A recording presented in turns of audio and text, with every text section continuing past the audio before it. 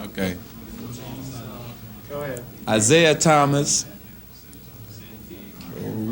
is one of the greatest point guards to ever play this game. Not because he's just one of my best friends, but because he is. He shakes, bakes, hips the do, put it in the hoop, shoot the jumper, plays defense, and he's my baby. Your turn. I learned it all from him.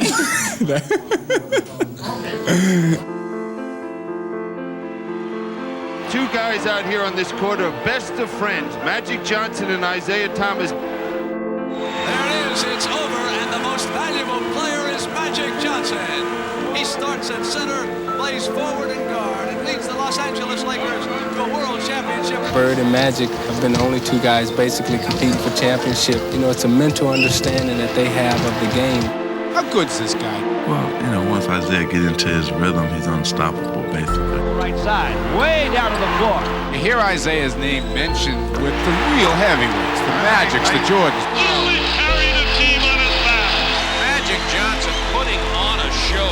Magic with a hook shot, scores with two. It's like we all strive to be like perfect. If he wasn't there, not only as a friend, but as a competitor, I don't know if I would have gotten all out of myself that I think I've gotten. I'm gonna take the shot, he gonna take the shot. And I'm gonna try to kill him, he gonna try to kill me, and I love it. Isiah Thomas and Magic Johnson, they said we're gonna touch and we're gonna kiss and we're gonna congratulate, and when Magic tries to drive down the lane, I'm gonna be right on his elbows. A very gracious moment here as Magic Johnson has come inside the Pistons locker room. Your longtime friend, Isiah Thomas. They're the champs, and he don't have to talk to me about it to find out what it's like now. Now he knows. I said, yeah, come on, get it, man. Come on. Isiah, I want to do my boy stuff. I said, yeah, come on, then. The friendship is forever.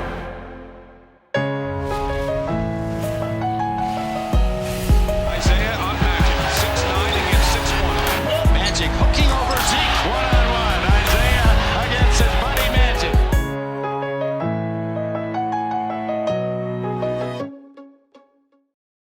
So I might as well get the quote out there. Magic Johnson writes, Isiah killed his own chances when it came to the Olympics. Nobody on that team wanted to play with him. Michael Jordan didn't want to play with him. And these are Magic's words. Scottie Pippen wanted no part of him. Bird wasn't pushing for him. Karl Malone didn't want him. Who was saying we need this guy? Nobody. When this HIV announcement came and the reaction of all these people around him, people that he thought were his friends, to back away and to shy away from him, and then to find out that Isiah Thomas, the one guy he thought he was going to be able to count on through all of this, to find out that he was questioning Irvin's sexuality, how he got this disease, and questioning people about it, it was devastating to him.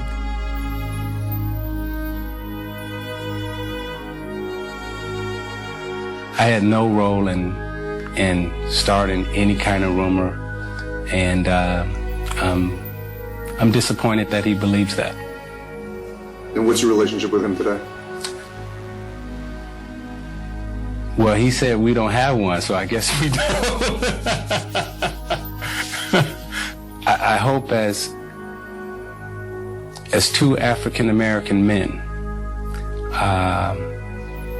that we do have the compassion and understanding to one day come together as two brothers. If Magic Johnson needs me, I'll still be there for him.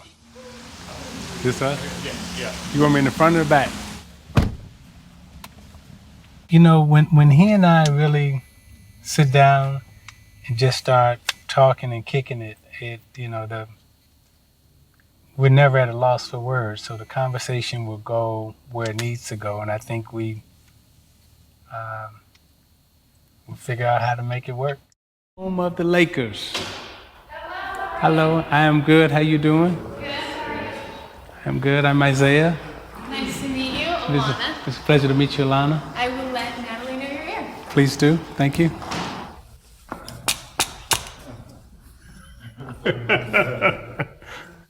I want to see the court. You know I'm gonna have to go shoot a jumper in that gym now.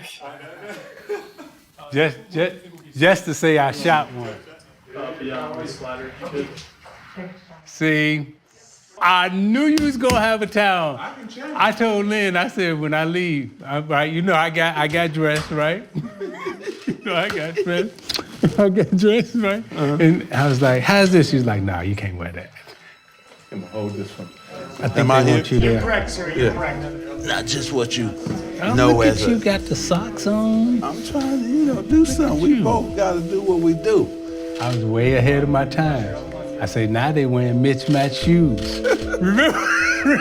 I had the mismatched shoes. I was like, come on, this gonna be the style. You was like, nah. And now they doing all that. Now they doing all that. More. Yeah, I was like, come on now. It's funny, like, you coming to interview me. I was like, he ain't coming to interview me. We gonna interview each other.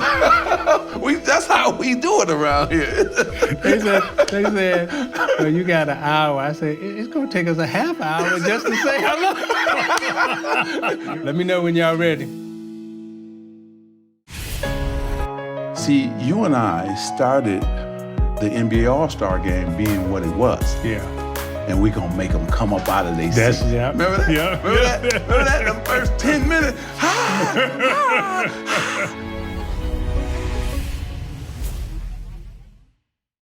Most people don't know how much you really love baseball.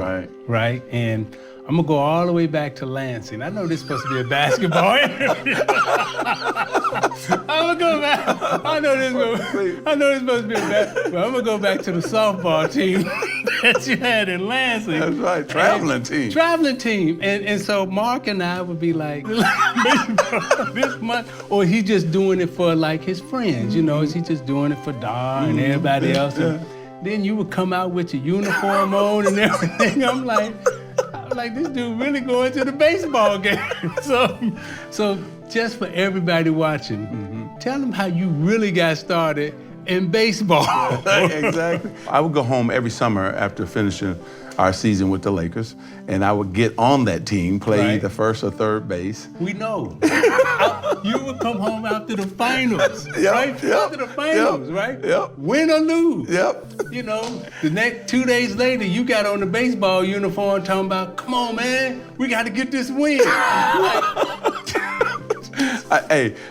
We traveled all over the state of Michigan. We traveled around the country. I even brought that team out here to play the Jacksons. People don't know that. We played against Randy Jackson, Jermaine Jackson, Jackie Jackson, and their softball team. And we had a big park full of people. They couldn't believe it.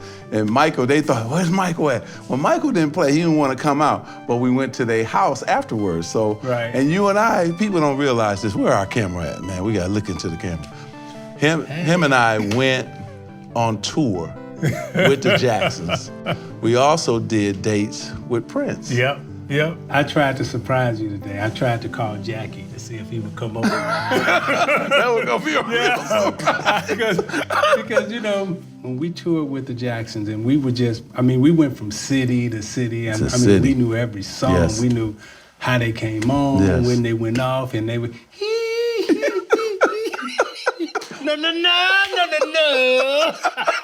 Well, nobody like Michael Jackson. Nobody. But, watching them perform, right? Mm-hmm. And I don't know what it did for you, but I would just tell you what it did for me. Mm-hmm. Just seeing how they had the audience and seeing how they connected with the audience, it made me realize, like, there's a bigger place to go than just playing basketball and making people say ooh and ah. Like you used to say, we say, man, Michael Jackson, he could just tell people, okay, now I want you to hold up the light and get down on the floor. And they would do it. 20, 30, 50,000. We in stadiums, sometimes 60, 70,000. Yeah.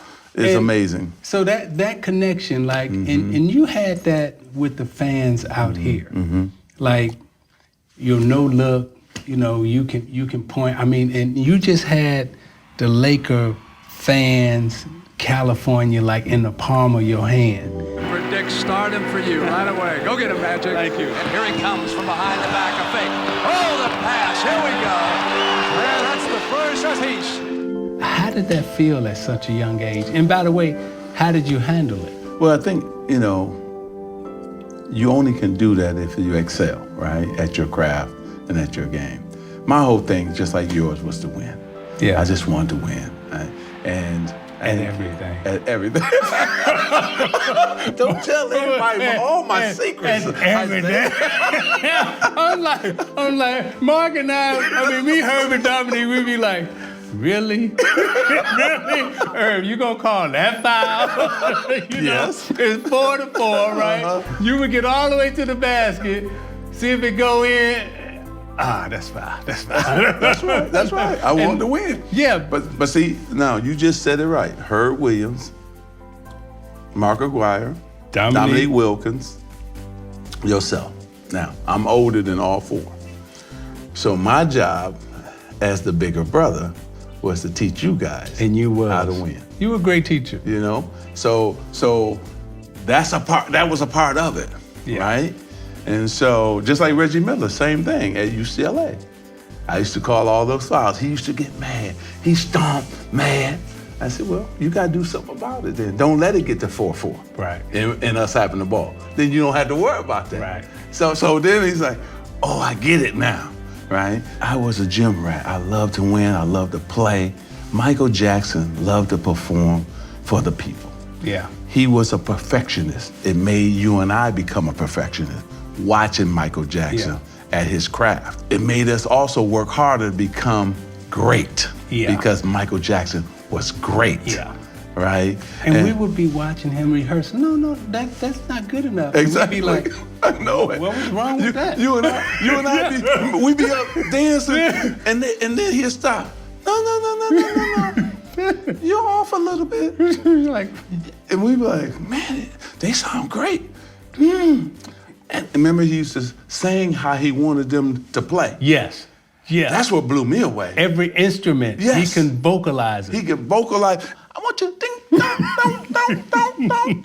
And you and I was sitting up there. Did he just sound like a guitar? Remember, he had that big, long mirror, so he'd be practicing his moves and everything. And we'd be up there practicing them. The moonwalk walk like we gonna moonwalk like Michael, But it gave us something to hang on to go after. This man is such a detailed perfectionist all the way down to the little things. So it made me go back as a basketball player to go all the details, practice the right way. And we pushed each other to be great, right?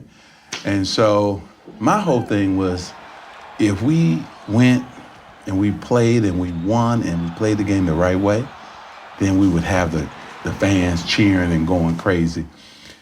See, you and I started the NBA All-Star game being what it was. Yeah. That's just what you said you'd look for the first 5 minutes. Isiah and Magic getting these two teams on the run. We would get together and say, okay, you push the rock, I'm gonna push the rock, and we gonna make them come up out of their seats. Remember that? Remember that? The first 10 minutes. One-on-one, Isiah against his buddy Magic. He didn't want to embarrass him. And Magic Stone, come on, bring it back here again. Then Dr. J got to be Dr. J. Dominique got to be Dominique. And, James Worthy on my side, George Gervin on my side got to be beautiful basketball players. And I wish that they would do that because we also took it serious, too. That we played hard in the All-Star game. But we weren't going to hurt nobody, but at the same time, we weren't going to just let you have something either. Right. But it was just special, man, and the way we always pulled for each other. Isiah Thomas and Magic Johnson, they said, despite the condition of Magic Johnson, that they would handle everything just as they always have. All of us. Why was you so generous to us? I mean, coming in, right? I mean, really, like you had just won the championship. You was the MVP, and you grabbed Mark and I mean, all eyes this big. You got the gold bins with the tinted window. I never forget when you jumped out. I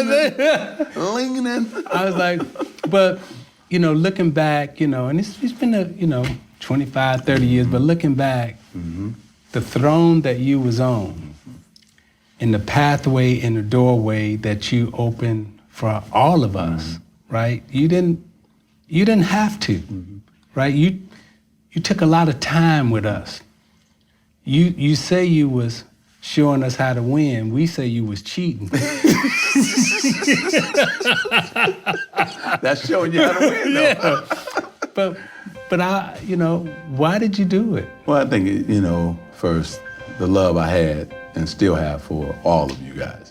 Second, God blessed me, right, with an opportunity. Whoever thought this poor kid from Lansing, Michigan, who had so many doubters that no way you could make it to the NBA, no way you could do And by the way, when I went to Lansing, I thought all y'all was rich. Coming from where I came from, I was like, what you mean y'all poor? Y'all rich. And we were like, yeah, right. But I think that it's just the way we were raised.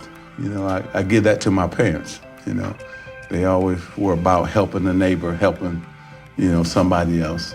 And so my thing was, you can't just keep the knowledge to yourself. You can't keep those things. You got to give those. Somebody gave it to me, right? Terry Furlow, Benny White, George Gervin gave it to us, big time. Campy Russell, on and on and on. Those guys took me aside and really said, hey, this is how you got to do it. So, we had all those guys teaching, giving it to me. So my thing was to pay it forward, give it to you. And then look what you did. You passed it on. Mark passed it on. Herb passed it on. Dominique passed it on. That's what you got to do. And we're in a fraternity that is special, right? And you can't keep the knowledge to yourself. You got to pass it on to the other guys. But the difference between all of you guys, you did something with it. See, I think that even all those games when you came to the finals to watch me play, you would just had your notebook.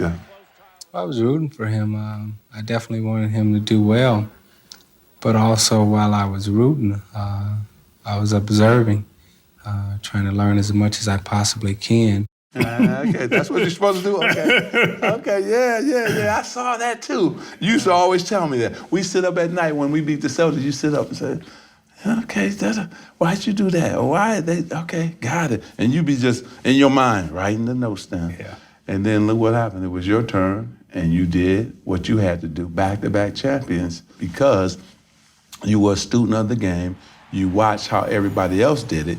And then you said, when it was my turn, I'm gonna apply it, and that's what the beautiful thing of yourself, Mark, Dominique, Herb, that's what it was. Our club, we passed on knowledge to each other, but also we applied that knowledge and then we executed on that. I was fortunate enough not only to learn from yourself, but also the Celtics. Right. So, and in both of your organizations and all of you were very open to me.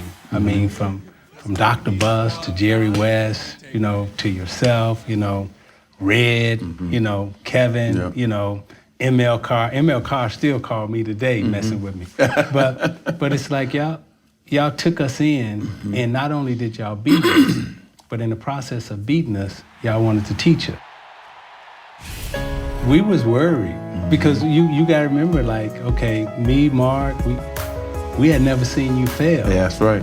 So it was like, man, Magic lost. That was like, how could that happen? Yeah.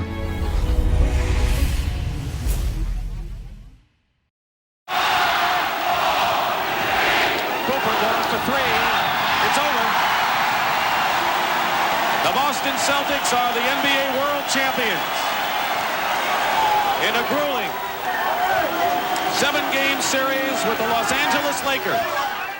Y'all lose in Boston, and we come back to LA, and I'm gonna sing this song, and I'm gonna tell me if you remember the year. Just once, can we figure out what we keep doing wrong, right? Uh-huh. Y'all lost that year. And I never forget, y'all was having y'all end-of-year meetings, and y'all had a luncheon or something somewhere, and I'm there, and it was a bad loss y'all had to the Celtics. And, you cried the whole night, we sitting in the hotel room just watching you like I mean, cry hard. Like, and we didn't say nothing. Like, wasn't no words, right? And I'm sitting there and I'm watching all this, watching you go through that pain, that hurt. And for whatever reason, that song came back, and y'all was all like, you know, singing it, you know, and that summer we working out and everything. Came back the following year and won it. Right. So my point is, and the question that I want to ask is, through all the ups and downs, how did you keep getting up and coming back? Pain of losing. And that year, that was 84. You know, I had excelled every time. State high school championship, college championship, first year, 80, 82.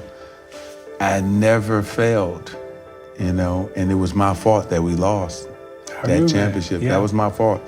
I turned the ball over, made some bad decisions. And man, I cried, not only that night and the next night, but also all summer, really. All summer. Yeah. I mean, and stayed in the house a lot too. Yeah, we was worried because you got to remember, like, okay, me, Mark, we had never seen you fail. Yeah, that's right.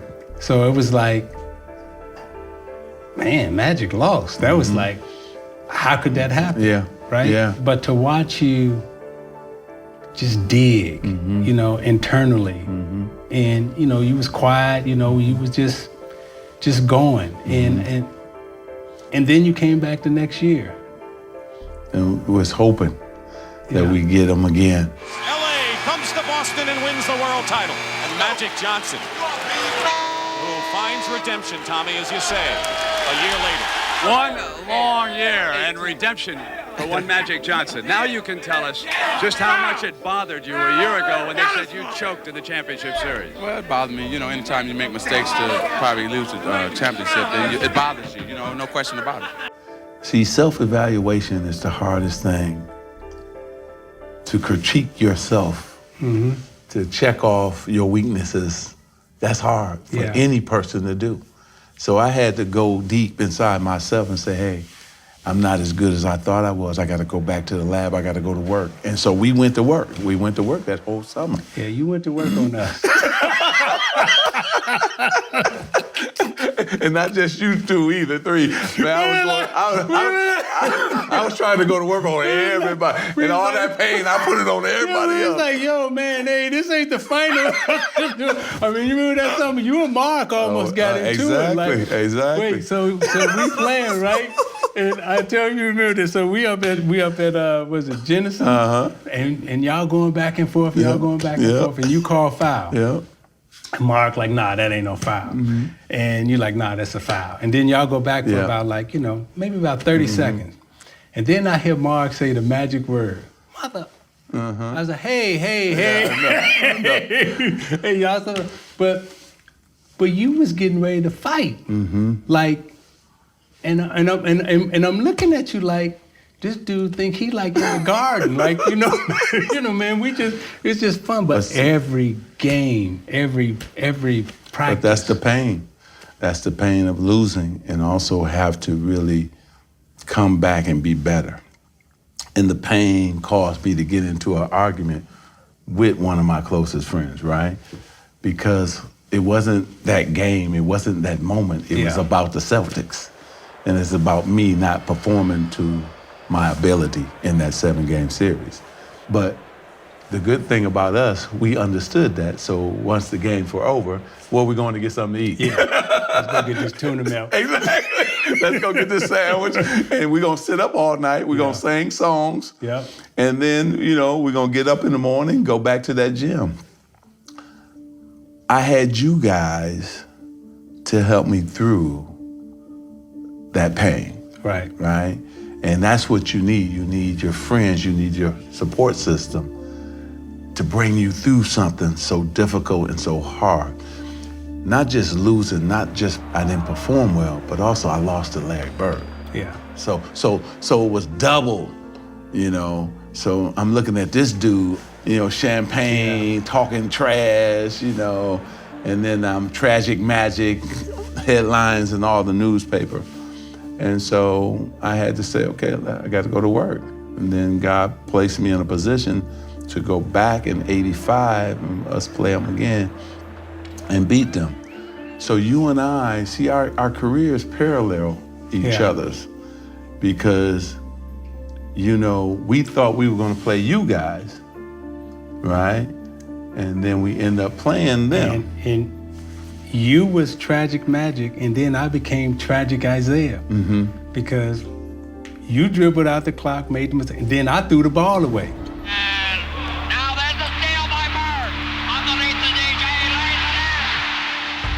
And the only way I was able to come back through all of that is because I had watched you go through it. Yep. And I had watched you persevere.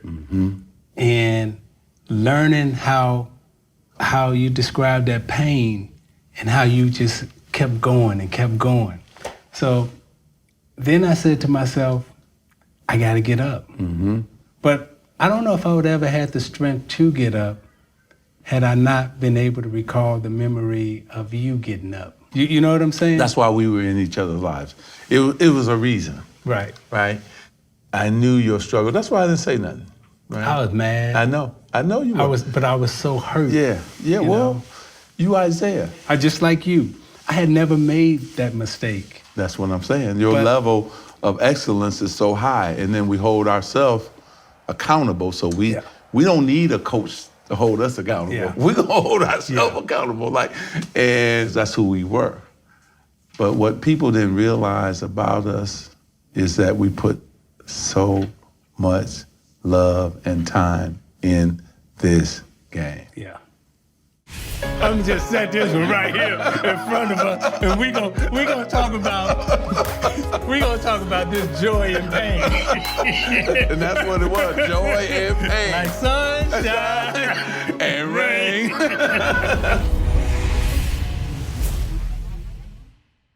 You won't see Larry Bird, but you'll see Isiah Thomas. Yeah, it's going to be a lot of fun playing Isiah in Detroit and also going home to Michigan. So I'm looking forward to it.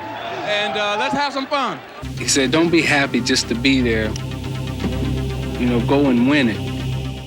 I got to tell everybody, now this dude here now, we finally playing each other. And that hurt both of us and helped us at the same time. Wait a minute, while you're telling this story, I'm gonna do something. That one championship.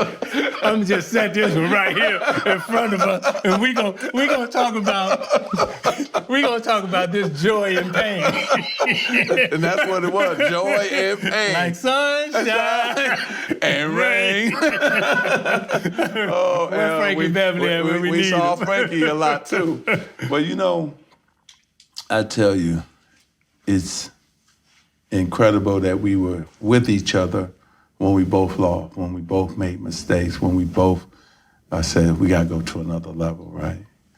And then we end up playing against each other. 1988. Isiah and Magic. Bill, what kind of game can you anticipate here? Well, one thing for sure, they won't be talking to each other once that ball goes up in the air. Kyrie, they think all the dudes dribbling now? That was you already then. Yeah. That was you. When we on tour, some dude thought he could guard you. You said, what? Yeah. Come here. Yeah, back then, if you did all that in the NBA, they beat you up. Exactly. Grab you like, hey, don't do that. Exactly. Crossover, the things that you could do, you had Tim Hardaway's crossover. Kyrie, what he doing? Steph, what he doing? I was telling people, I said, man, stop. I saw a dude do all of that. And then did it against my Lakers on one leg. Who scores 25 points on one leg in the fourth quarter?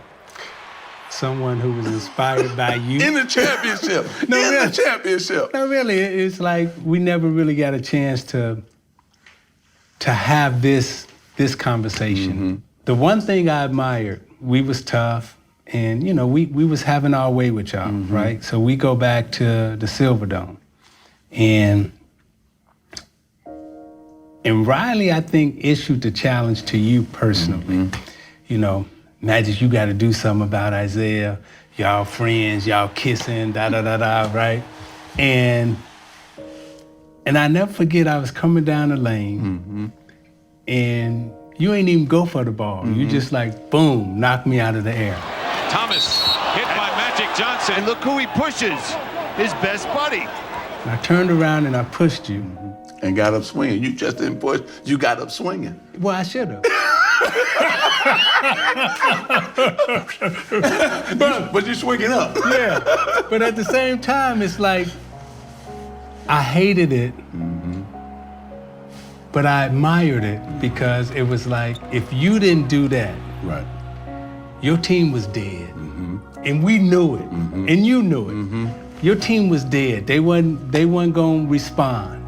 But you responded with the physicality on me, and that inspired your team.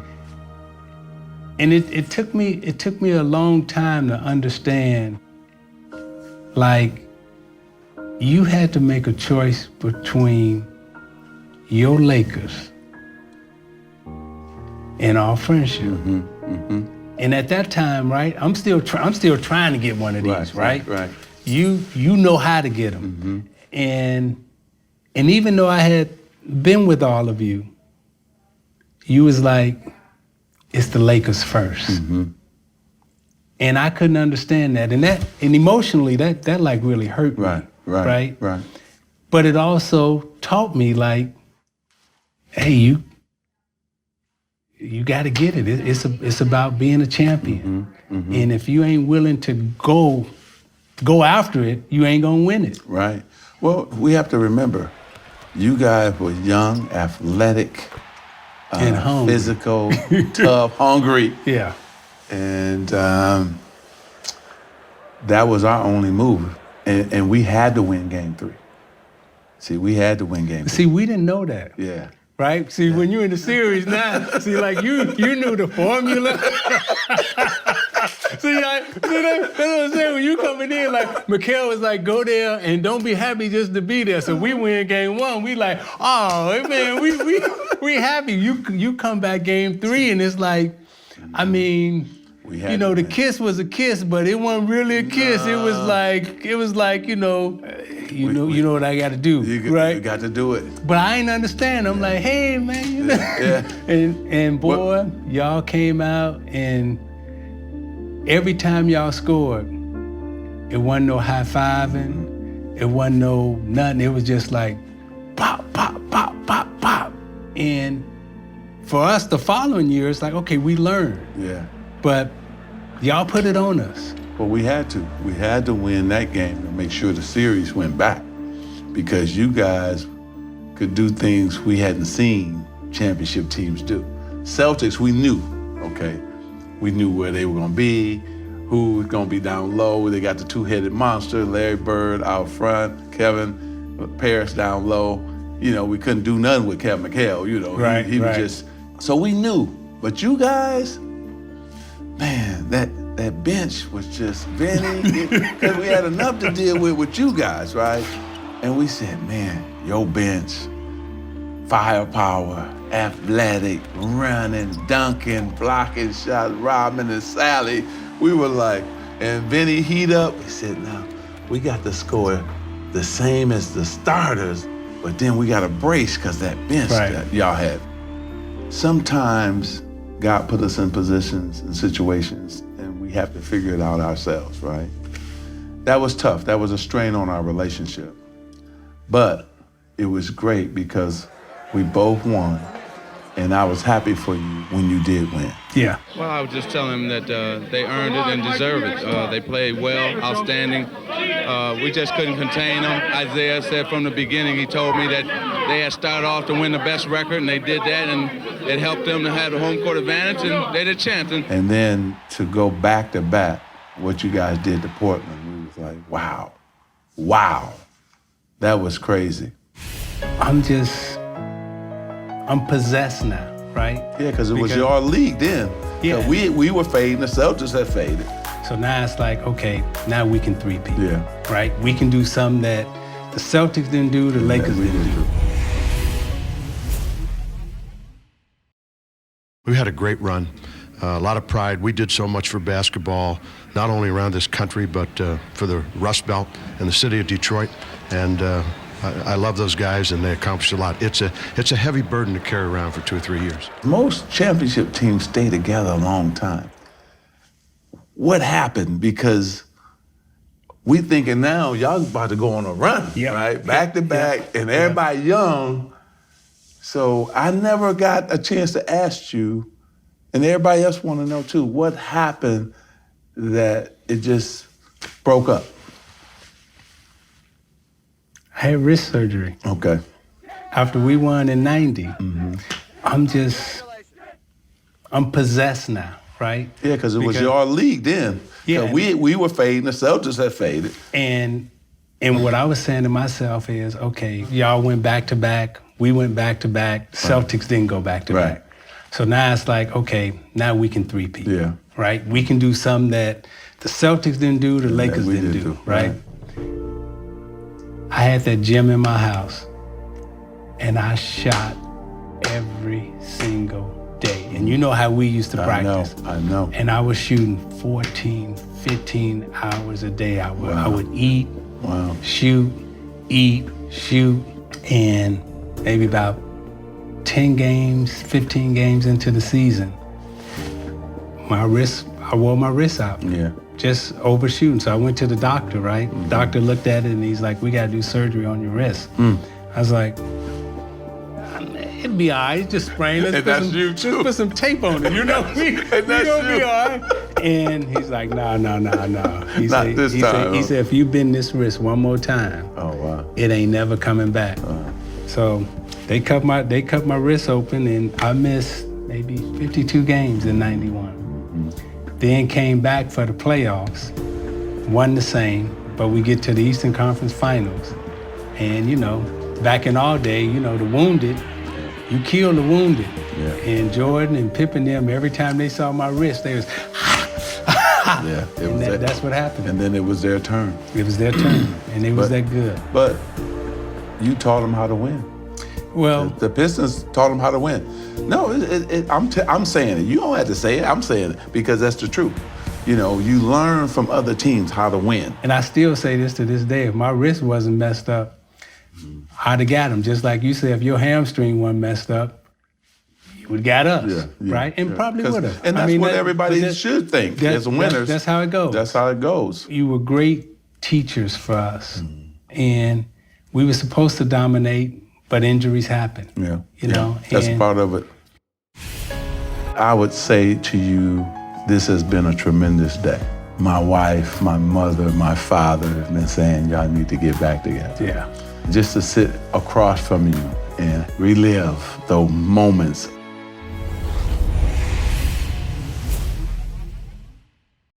Yeah, you didn't just fake him right and left. I told Todd that damn, look at me groove. Unfortunately, we've had all public ups and downs, but what people don't realize is that, you know, since 18, we've been on this public stage, right? And unfortunately, you know, all our love and joy, you know, pain and hurt, you know, gets to be viewed through the microscope. Now, I'm gonna bring you back to the Kiss. Did you ever think the Kiss would be on a poster? I know. In the middle of Los Angeles, right? But remember why we started? Remember we used to see the Italian families greet each other like that, remember? And in our families, exactly, our families became close. And we was like, we good, we could do it. Now everybody was like, what they doing? You know? I wasn't gonna meet you anymore and say, yeah, exactly. How you doing? It's really good to see you. And that's what, we could be friends, we could show male affection toward each other and go out and do our job and do what we were supposed to do. Lynn, your wife, Cookie, my wife, were friends, tight as well. We all used to go on vacation together. Remember, we go to Hawaii, dominate in pool, volleyball. Oh, man, the times we had. Look at our lives. Okay, we went through the basketball thing. We both win the championships. We retire. And what people don't know, we're both in business. We both been on TV. But tell people, I think we did our first business deal in '84. We bought the radio station in Colorado. I mean, this is how we were thinking back then. Way before. We owned real estate in Palm Springs and in Michigan. Big Bear. Yeah, I mean, we was so ahead of our time. And I think that frightened a lot of people. Yeah, we were ahead of our time. And this is what I didn't understand and now understand now. Our relationship is important to our community. I'm working now. Like, I get to see Chris Webber and Steve Smith, and I get to see them every day. I talk to Jalen Rose, and I'm saying to myself, like, it's bigger than us. Yeah.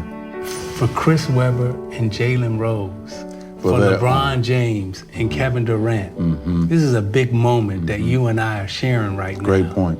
And I can remember us, like, you know, sitting in the hallways and everybody saying, you know, they gonna try to pull y'all apart. You know, they gonna try to separate. We like, nah, we ain't gonna never get separated. Right. Even Jackie was saying, exactly. You remember the Jackie was saying, exactly. They gonna try to separate y'all, you know. I keep hearing those conversations and I keep replaying it back. And then now I look at what's happening in the world with what was happening then and what's still happening now in terms of social injustice. Right. You know, in our community. We got MLK Day coming up. Like, you know, you and I as black men, as brothers, as friends, like, this relationship is important to our community and to our families historically, because I'm sure your brother, my brother, my sister, your niece, on and on and on. You keep going. Yeah, I mean, everybody's like, you know, y'all all right? Exactly. Like, yeah, we all right, you know? I mean, but it's important to everybody. No, it really is. And also, too, you have to remember, you and I were the leaders back then. But I didn't know that. Yeah, well, we both didn't know it, but now we know it. Just like Pat Riley used to tell me, he said, Irvin, you're not going to even know the impact and the effect that you had or enjoy the winning until after it's over. Yeah. And he was right. You know, we were in the moment. Our lives have paralleled each other. We were leaders, even in the league. We helped change the All-Star Weekend. We helped change a lot of different things within the league. And now we helping young men understand also two social causes. Back then, you and I were the leaders of that, whatever issues they were. And so what guys are doing now, we were already doing, yet it was a smaller scale. We didn't have social media. We didn't have all the things to blow it up. But I would say to you, this has been a tremendous day, right? My wife, my mother, my father have been saying, y'all need to get back together. Yeah. So when everybody called, I said, no question, we're gonna do this. And just to sit across from you and have relive those moments of fun, excellence, working hard, dreaming big, because we were dreaming of moments before we were even, who sit up at 19, 20, 21, dreaming of stuff we wanted to do, and now here we are doing it, you know. But you are my brother. Let me apologize to you if I hurt you, that we haven't been together, and God is good to bring us back together. All right? I know, man. It hurt me too. Come here, man.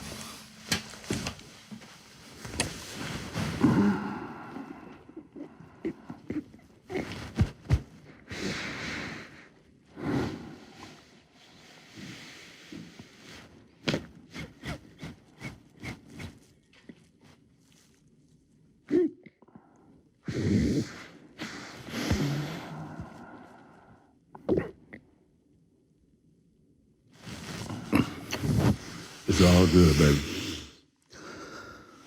Okay? It's all good. It's crazy. It's one of those things like we had to go through, but we through it, brother. Okay. I'll always be here. Oh, come on, man. I already know. I know. I know. I'm still mad that you beat me. You gonna be mad. We both gonna be mad. We could sit here really for days. You need more than an hour. You would squeeze $1 now. And still do. The reason why he's got a lot, because he don't spend a lot. You and I said we were gonna never be broke after we were done. No, we ain't writing that story. And we used to hustle. Anybody wanted to take us, we went to Burr, Alaska. Wait. We went to Burr, Alaska. But we had to do the camp. Yeah, we had to do the camp. We gonna get that money. Yeah, we gonna get the money. There's not a person on this earth, Isaiah, who know me better than you.